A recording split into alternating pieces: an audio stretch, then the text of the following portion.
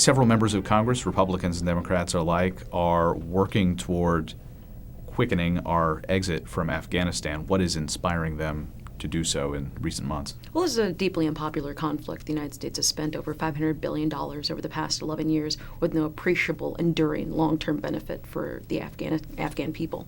And when you look at really sort of U.S. and NATO presence on the ground, we've been sort of tripling the number of U.S. forces. We've increased the number of airstrikes, drone strikes, nighttime raids. And when we have captured a number of Taliban operatives, a number of shadow governors, mid-level commanders, weapons facilitators, the Taliban still have an upper hand. In fact, just in January, the NATO came out with a classified report that found that the Taliban's strength and motivation still remains intact. And that was also buttressed by findings by the heads of the Senate and House committees, intelligence committees, that found that the Taliban is stronger today than it was before the surge. So despite all of the increase in terms of our funding, military resources, the war still remains problematic and really unwinnable. President Obama cast this as the good war when he was running for president. He advertised that he would be exiting U.S. forces from Iraq more quickly in order to focus on Afghanistan, and he certainly did do that. He tripled the number of troops there. And he also has changed his rhetoric a great deal from the beginning of his presidency. And it seems like he's put himself in a place that's very difficult to get out of in terms of fighting both Al-Qaeda and the popular term extremist allies, which pretty much includes anybody in that region that he wants it to include. Right. And I think, many Americans understand that this was the right war. It was a justified intervention in 2001. I think the problem that many Americans had is that we went into the region, we plunged, and then we dwelled for 11 years, and now it's become a nation-building campaign. So it's gone beyond simply deterring, dismantling, and defeating al-Qaeda. Now we've been told that we must create a stable, functioning democracy in the middle of Central Asia. And that is a deep disconnect from what many Americans feel is in our national interest, and it certainly isn't in our strategic, vital interest to create a flourishing democracy in Afghanistan, especially where it doesn't exist. We have the Karzai regime that is incredibly corrupt, and in fact, according to Transparency International, behind Somalia and North Korea, it is the most corrupt regime in the world. And this is as Americans are coming out of the worst financial recession in a generation, as we're spending billions of dollars to back up Afghanistan's 1%. Many Americans are again scratching their heads in terms of why are we spending $2 billion a week on this conflict with, again, no appreciable benefit.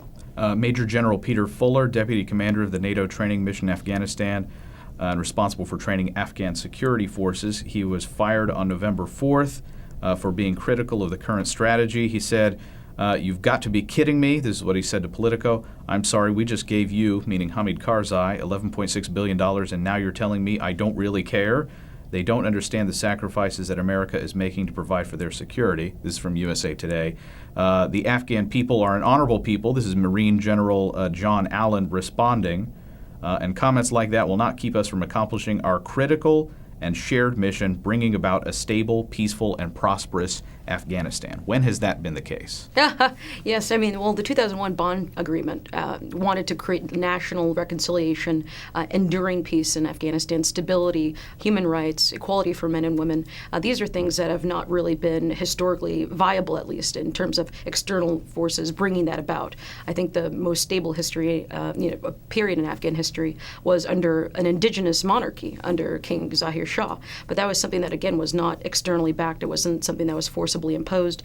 And I think you can understand from any country, if you're trying to impose something from the top down, you're going to have locals dig in their heels, especially when you're talking about very personal issues such as women's rights or equality or forced social and economic equality. These are things that go to the heart of any people or any civilization, let alone Afghans that have been, a very insular part of the world for generations.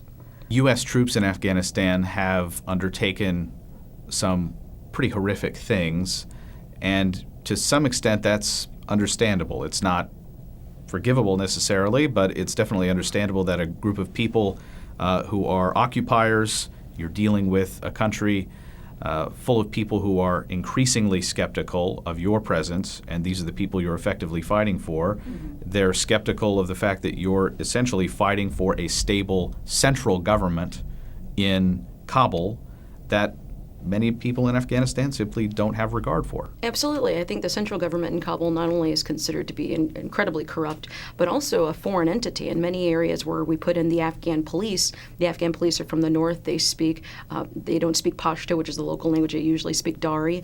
They're considered to sort of be foreign forces and backed by foreign powers, by foreign occupiers. And then, given the string of recent incidents, not only just the recent sort of the incidental burning of Qurans, but also the video footage of Marines urinating on the corpses of alleged Taliban commanders and insurgents. Also, the photos of U.S. soldiers posing with the mangled corpses of insurgents. These are sort of, and also, lest I forget, the U.S. Army sergeant who was charged or alleged to have killed 17 Afghan civilians. These incidents sort of bring to light the very cultural disconnect, and it sort of makes it appear as if we don't care about the local people. And that plays right into the Taliban narrative that we are foreign occupiers who don't care about the local people or the local culture. Let's say President Obama and House Republicans wake up tomorrow as born-again libertarians. We're still looking at a very long path to exit Afghanistan. Right. I mean, the Obama administration has claimed that we're sort of drawing down the number of U.S. forces there. But the recent U.S.-Afghan Strategic Partnership Framework that was signed in April extends America's financial support to Afghanistan well beyond 2014, in fact, upwards to 2024, 2025.